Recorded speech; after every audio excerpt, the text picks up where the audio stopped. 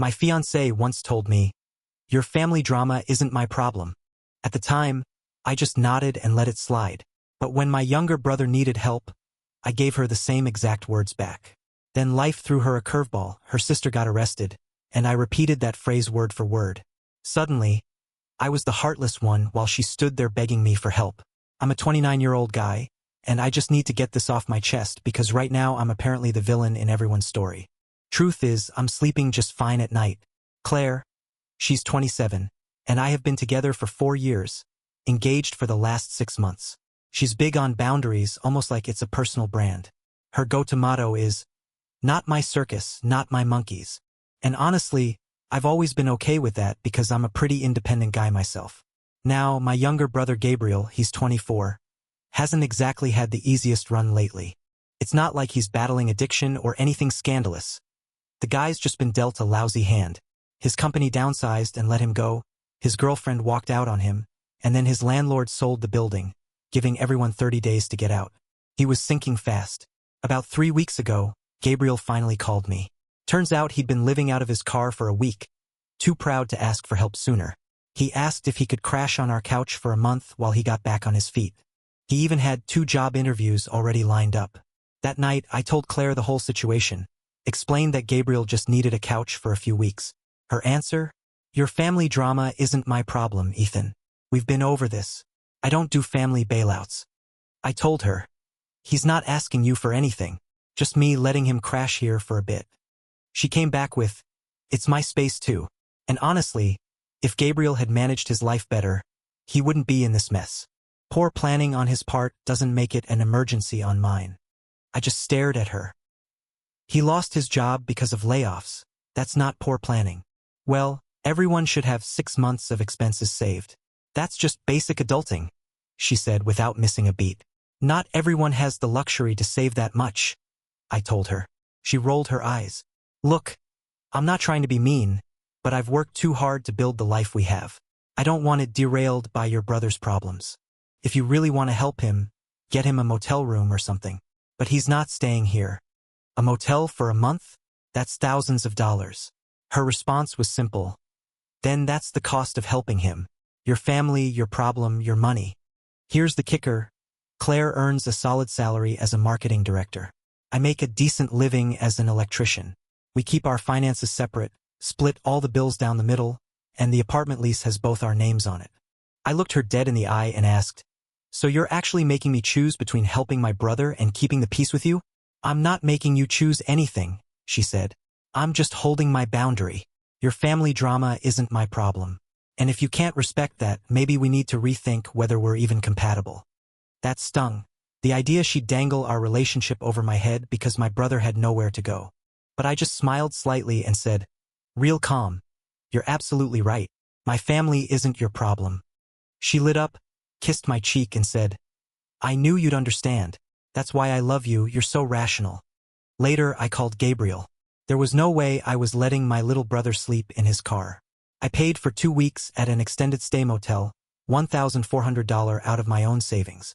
Helped him move his stuff from the car, stocked him up on groceries, and gave him a few sets of interview clothes that fit. Claire found out when she saw my bank app open on my phone. I wasn't even hiding it. "You seriously paid for a motel?" she asked. "My family, my problem, my money, just like you said." She didn't like it, but she dropped it.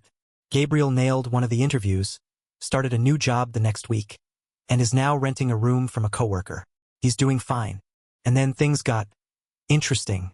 Last Tuesday, around 2 in the morning, Claire's phone lit up like a Christmas tree. Her sister Samantha, she's 31, kept calling over and over. Claire finally answered, and I could hear the crying through the phone. Turns out Samantha had been arrested for DUI, but not just a regular DUI. She'd hit a parked car and tried to drive away. Somebody saw it happen and called the cops. Claire started freaking out, throwing on clothes and saying we needed to go bail her out. "We?" I asked from under the covers. "Yes, we. Get up. She needs help," she snapped. "Your family drama isn't my problem, Claire," I said, calm as anything. She froze and gave me this look like I'd just spoken in another language. "Are you being serious right now?" "Completely serious. Poor planning on Samantha's part doesn't make it an emergency on mine." She's in jail. Gabriel was homeless. You told me to handle it myself. I'm just respecting your boundaries. This is different, she argued. How? Gabriel lost his job through no fault of his own. Samantha chose to drink and drive. If anyone's to blame for their situation, it's her. Claire's jaw dropped, and then she started yelling. You're actually going to be petty right now? My sister is in jail.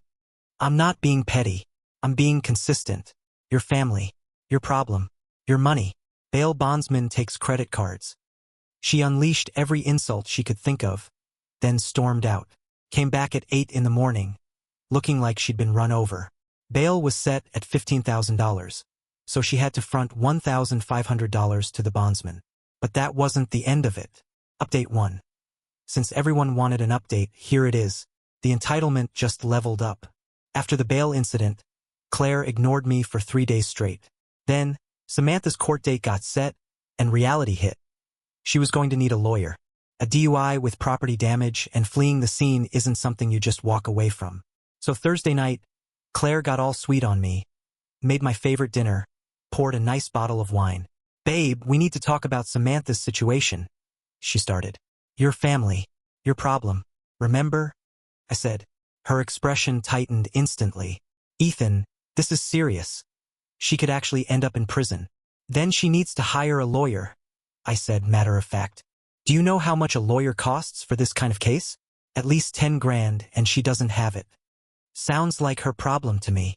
Claire set her wine glass down hard enough that it rattled against the table. I can't afford that either.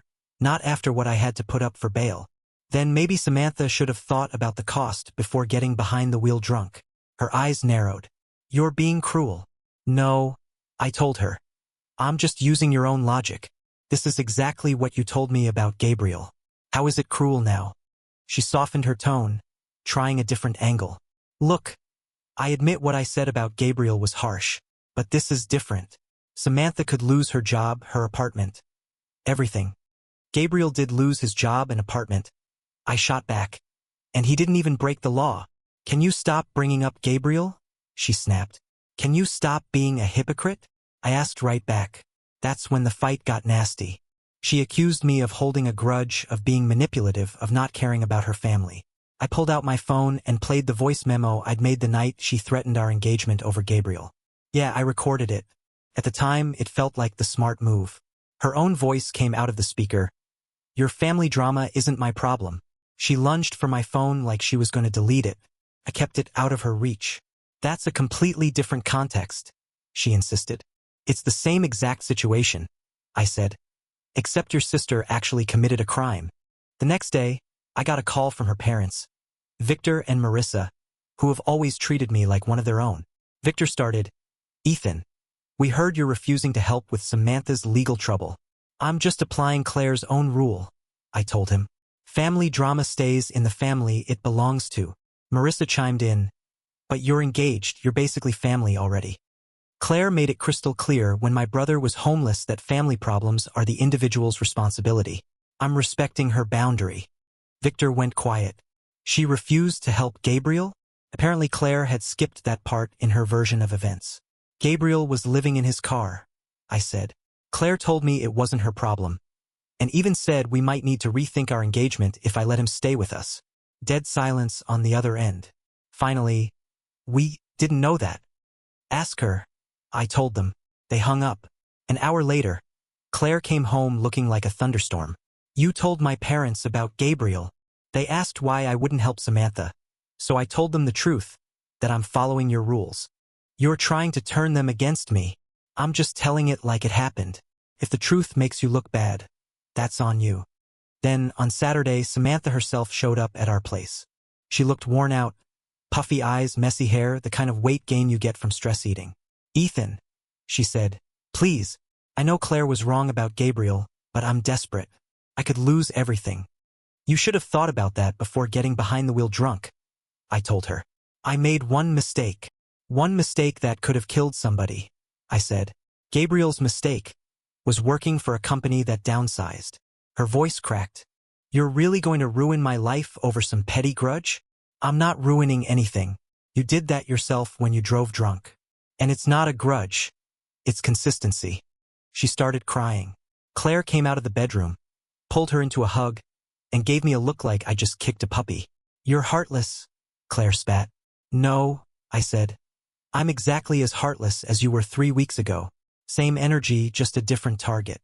Samantha left without another word. Claire packed a bag and announced she was staying with her parents to think things through. Take all the time you need, I told her. But rent's due in a week. Your half is $1,100. She slammed the door so hard the frame rattled. Update 2. 4 days later, Claire came back. Apparently her parents weren't quite as sympathetic after hearing the full story about Gabriel. But the real entertainment kicked in when Samantha's case started moving forward. Her public defender advised her to take a guilty plea in exchange for a lighter sentence. Samantha lost it, said she needed a real lawyer, and started a family group chat, which for some reason I'm still in, asking everyone to chip in for her legal fees. Pretty soon, the family split into 2 camps. Half saying everyone should help, the other half saying Samantha made her own bed. Then Claire's cousin Julian dropped the bomb. Didn't Claire refuse to help Ethan's homeless brother? Why should we help Samantha?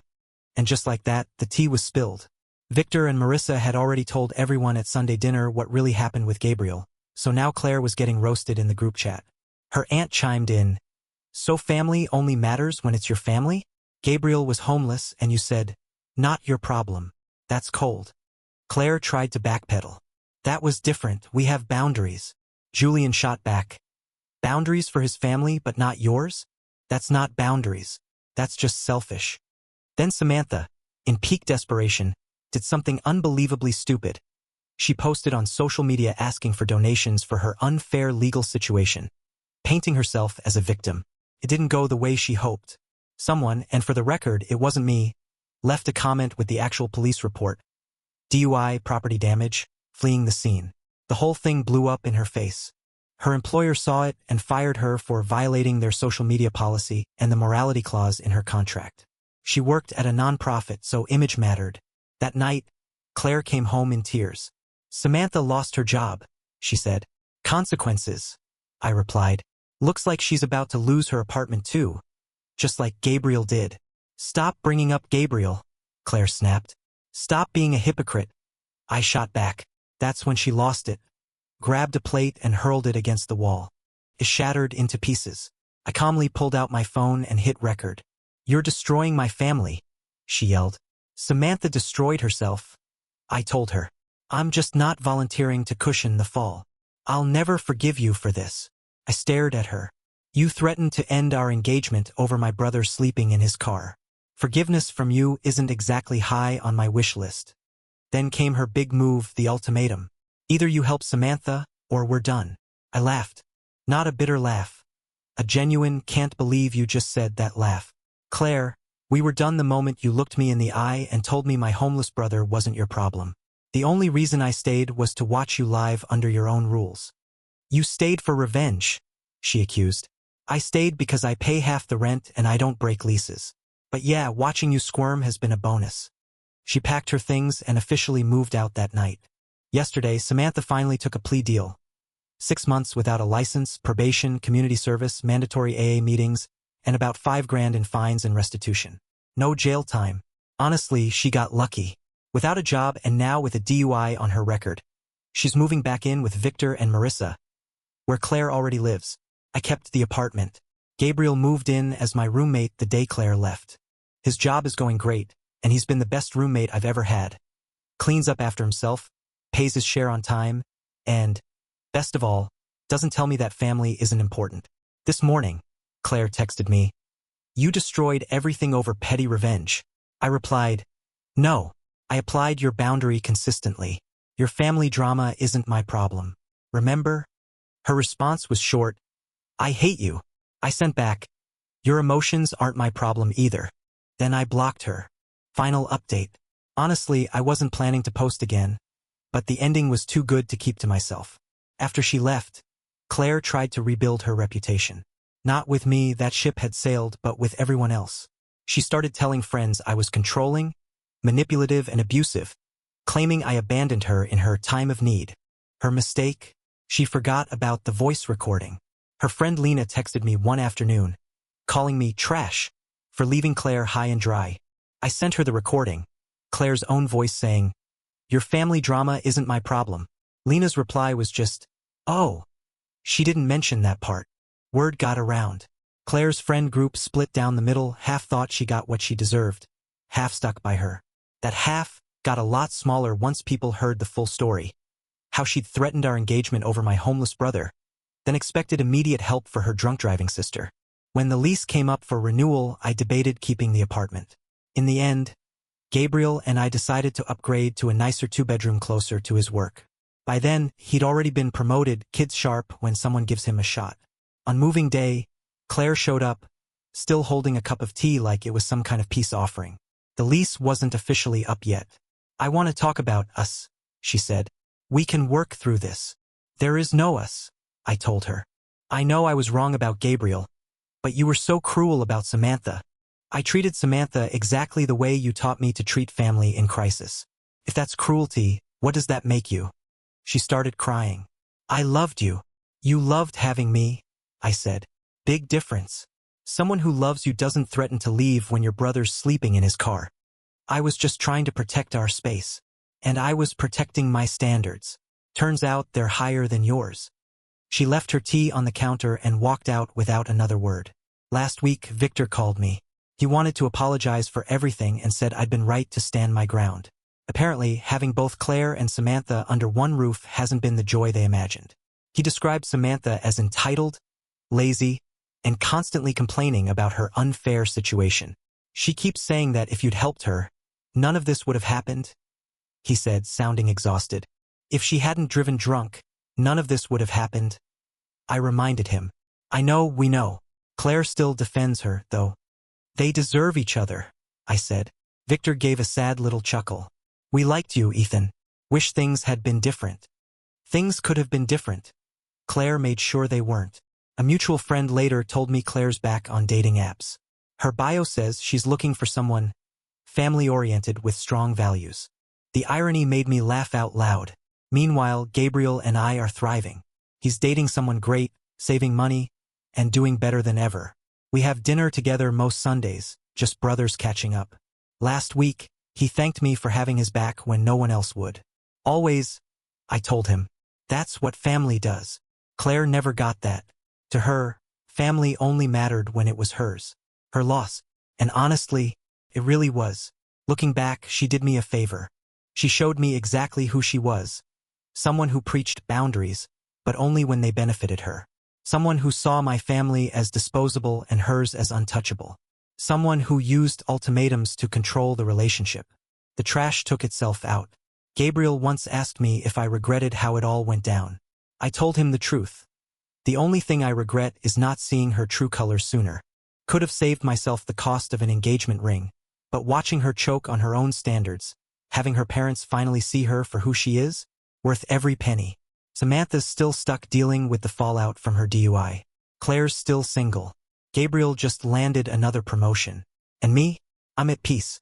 Turns out, when you stand by your principles and protect the people who actually matter, life has a way of falling into place. My family drama wasn't Claire's problem. Her family drama sure as hell isn't mine.